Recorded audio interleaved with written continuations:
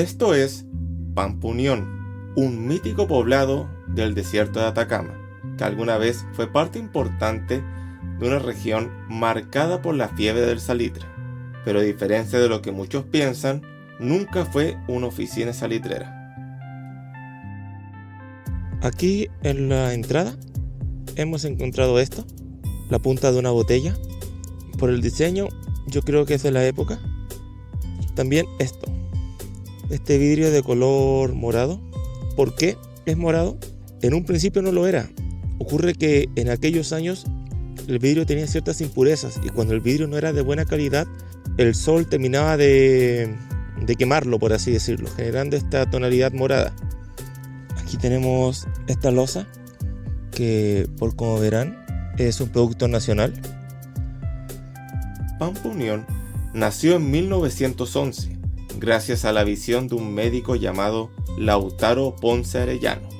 Él no solo se preocupó por la salud de los trabajadores de las salitreras, sino que también imaginó un lugar donde sus familias pudieran tener una vida más digna. En un contexto donde las empresas salitreras solo se enfocaban en la producción, dejando de lado las necesidades humanas. El Dr. Ponce decidió cambiar las cosas.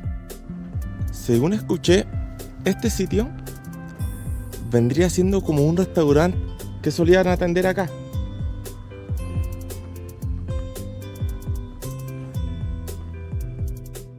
La idea comenzó con la construcción de un sanatorio llamado Pampa Blanca, que atendía a accidentados y enfermos de las salitreras vecinas. A partir de ese centro de salud, el lugar empezó a llenarse de comerciantes, familias y trabajadores, hasta convertirse en un animado pueblo con una población permanente de por lo menos 2.000 habitantes y una flotante que llegaba a 15.000. ¿Qué había en estas rendijas? Había madera, vigas de madera, posiblemente removidas cuando saquearon el lugar.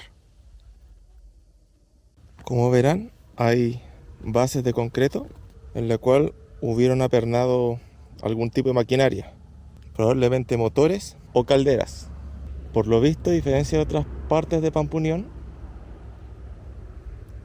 aquí se trabajó en esta zona con concreto, lo que significa que deben aguantar cosas de peso o bien acceso a agua. Posiblemente allí hubo un pozo. Igual no está de más decir que hay varias zonas que están hundidas. Así que, ¿qué creen ustedes que estuvo construido aquí? Una industria, lavandería incluso, un lugar recreativo con piscinas, aguas temperadas o simplemente la zona que albergaba los motores de este lugar. Efectivamente, al revisar el plano de 1929, descubrimos que en ese lugar estaba la planta eléctrica de Pampa Unión, la cual probablemente funcionaba con vapor de agua a alta presión, como en la mayoría de los pueblos aledaños. Esta agua venía seguramente de una napa subterránea, lo cual explicaría que estos árboles puedan vivir aquí a pesar del clima árido de la zona. Las calles de tierra de Pampa Unión estaban llenas de vida. Había tiendas, bodegas de licores, restaurantes e incluso locales nocturnos en las zonas periféricas. La diversidad cultural era impresionante. Argentinos, bolivianos, croatas, chinos, españoles, palestinos y muchas otras nacionalidades convivían en este pequeño pueblo pampino. Aunque nunca hubo una iglesia, las misas se celebraban en una sala de la escuela y los matrimonios se llevaban a cabo en el pueblo cercano de Baquedano. Como en la mayoría de los pueblos de La Pampa, los trabajadores vivían en casas de adobe, con techo de calamina y piso de tierra, a veces sin divisiones internas y muchas veces en condiciones precarias. Al principio, el comercio se manejaba a través de fichas de pulpería, un sistema controlado por las salitreras que limitaban la libertad económica de las familias, ya que solo podían ocupar las fichas dentro de las mismas oficinas o cantones. Después de 1924, hasta su cierre, operó con moneda de curso legal. El auge de Pampa Unión se se dio en la década de 1920. Incluso contaba con un teatro para 200 personas y un estadio de boxeo con capacidad para 250 espectadores. Pero con la llegada de la Gran Depresión y el declive de la industria salitrera, el pueblo comenzó a despoblarse poco a poco desde 1930 hasta 1940. Para 1954, la Municipalidad de Antofagasta inició su desmantelación.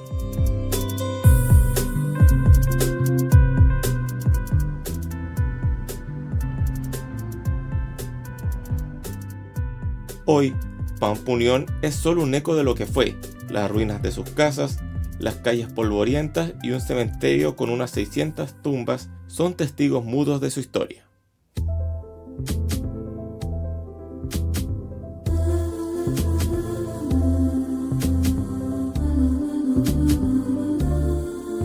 Esta pequeña tumba ha destacado últimamente porque muchos visitantes le dejaban ofrendas. En un principio eran en el mismo espacio de la tumba. También tenía juguetes y cosas similares. Lamentablemente hace poco sufrió un incendio producto de las mismas velas y la gran cantidad de juguetes. Como verán, hay cenizas, una muñeca quemada. Entonces, la misma gente optó por generarle un pequeño altar en un costado, el cual es este. Todavía le dejan monedas, agua, cigarrillos, dulces, juguetes. Lo que están viendo ahora son flores de papel, que igual se hacían con hojalata. ¿Cuál era el propósito de esto? Ocurre que en aquellos tiempos en que funcionaban las oficinas salitreras, el acceso a flores era reducido. Entonces la gente lo que hacía era hacer flores con papel reciclado. A veces los pintaban y esos eran los arreglos florales para las tumbas del desierto. Algunos las hacían con hojalata. De esta manera duraban un poco más. Por eso, cuando ustedes van a estos cementerios, se dan cuenta de que hay anillos. Alrededor de estos anillos se hacían las flores y era como un formato corona. Y por eso muchas tumbas tienen colgando aros de metal o de alambre. Esto fue una flor de papel. Solo queda el aro. Según cifras, estos cementerios, que en sí se dividen en 3 partes, alberga aproximadamente 600 difuntos. Como toda tumba, se marca la clase social. Algunas son de adobe, concreto o madera. Y algunas son simplemente cruces en su debido espacio.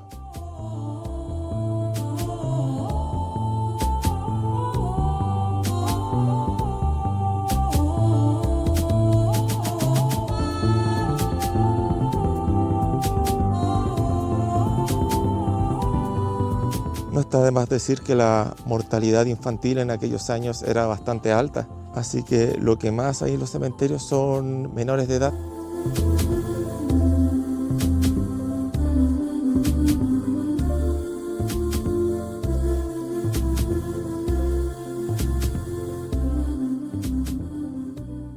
Una forma igual de delimitar el espacio de la tumba era generar estos pequeños corralitos, que algunos los toman como si fueran cunas, pero no necesariamente son infantes los que están en ella. La mayoría de las tumbas se marcaban con este formato. Aunque en estos tiempos el acceso a flores es más fácil, también hay flores plásticas, el concepto de las flores de papel aún se mantiene y es reivindicado por algunos habitantes de la zona, los cuales todavía enseñan cómo fabricarlas. En el mismo YouTube puedes encontrar tutoriales para generar estas flores de papel, práctica que aún perdura, aunque no se realiza tan a menudo. Esta tumba es visible el ataúd, más no las osamentas. Es la tumba de un infante. Este cementerio por lo menos tiene 100 años y aún así los descendientes de algunos de estos difuntos todavía los visitan. Se puede destacar porque hay tumbas en mejor estado que otras. Lamentablemente muchos ya quedaron en el olvido y también la pérdida de sus nombres. Ya se han borrado. ¿Quién sabe si alguna vez se lograrán recuperar? Aquí descansan los restos de nuestro querido hijito, recuerdo de sus padres y hermanos. Falleció el 24 de septiembre de 1933.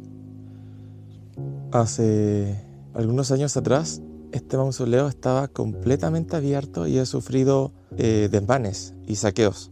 Por lo visto, los mismos habitantes o familiares de estas personas optaron por protegerlos soldando la entrada y evitar así los saqueos al lugar.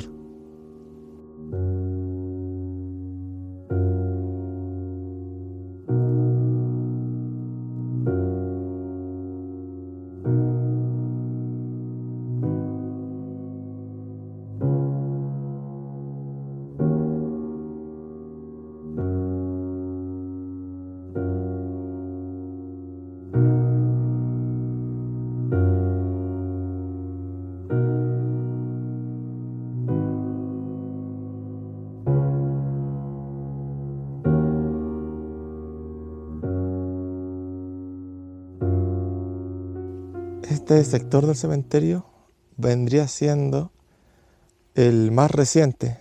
Aún así, tiene varias décadas. Es de los que más visitan, como verán, varias de sus tumbas se mantienen cuidadas.